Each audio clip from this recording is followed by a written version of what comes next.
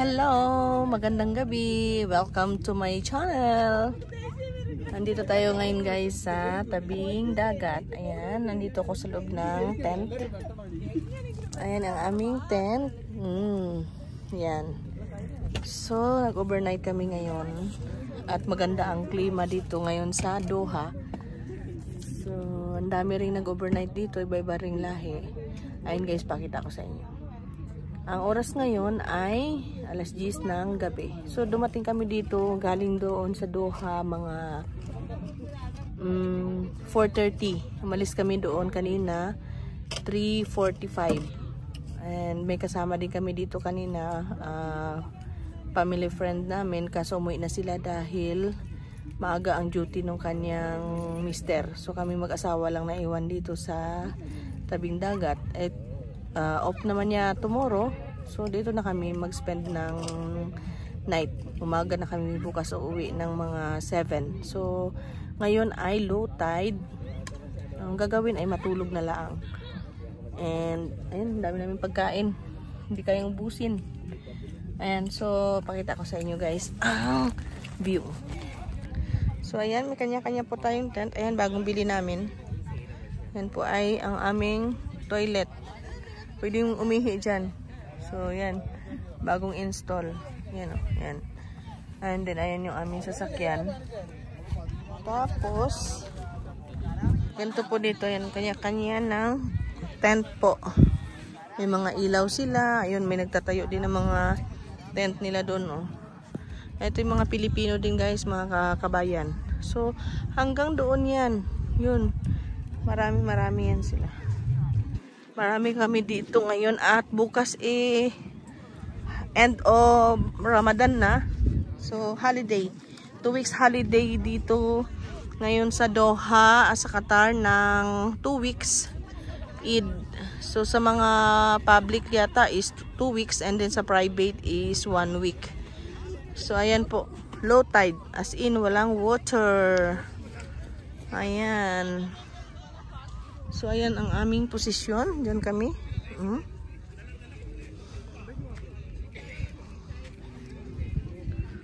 So, ganyan. Yan, nakikita nyo po na ilaw na araw. Ilaw na yan, guys. O, yan. Tapos, iyan, o, yung parang may mga kita kayong mga apoy-apoy. Ayan po ay Raslapan. Yan po ay refinery dito ng mga gasolina. Ayan, lahat yung umiilaw na yun, oh. Yung may maano na yellow. Yan. Yan ay nagluluto ng gasolina. So, yung nakikita nyo naman umiilaw-ilaw. Yan. Nangunguha po yan sila ng crabs. Nagka-crabbing po yan. So, kami ay hindi nag-crabbings ngayon. At dito ay hindi naman gaanong maraming crabs. Pero yung mga ibang lahi po na katabi namin ay may mga huli sila. So ako inaantok na at matutulog. Ganyan lang po dito ang buhay sa tabi ng dagat. Wala po ditong entrance fee. So libre po. Wala ring tent, walang water, walang free na magagamit dito. So kung pupunta ka dito, dadala ka po ng tubig. Dadala ka rin ng portable toilet. So meron kaming portable toilet. Ayan yung aming portable toilet. Yan. At ito ang aming tent. Ako'y matutulog na. And see you tomorrow. Hello! It's 1 AM. Ay, ang ingay niyang katabi namin na yan. Oh. Parang mayroon silang disco na ewan. Nakatulog na ako eh. Nagising ako. Bali yung una dyan nakaparking kanina ay umalis na. Yan ang pumalit. Buti nga mahina na yung sounds nila eh. Kanina talaga parang diskuhan. Tapos may bagong dating din mga kapwa Pilipino. Ayan guys. Ayun, oh. Mga Pilipino yan sila. Magkakape ako.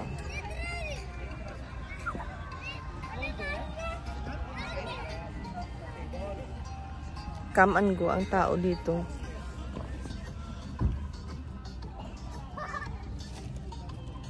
Ay, may parating pa nga, oh.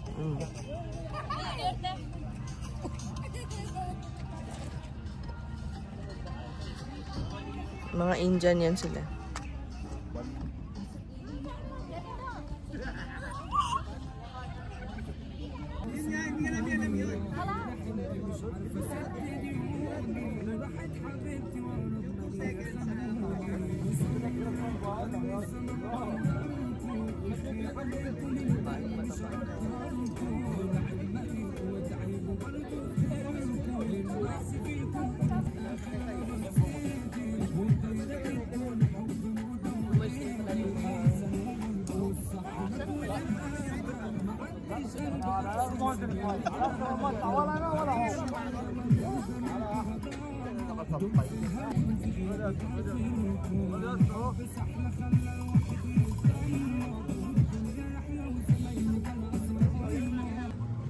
So ayan, high tide na, pwede nang maligo. Ang iba, tignan nyo guys, oh, maliligo na, pero yung iba dyan ay nagfi-fishing. Ay, yung matanda na nakikita nyo may hawak-hawak is nagfi-fishing yan. Meron dyang isda na ang kulay parang sapsap.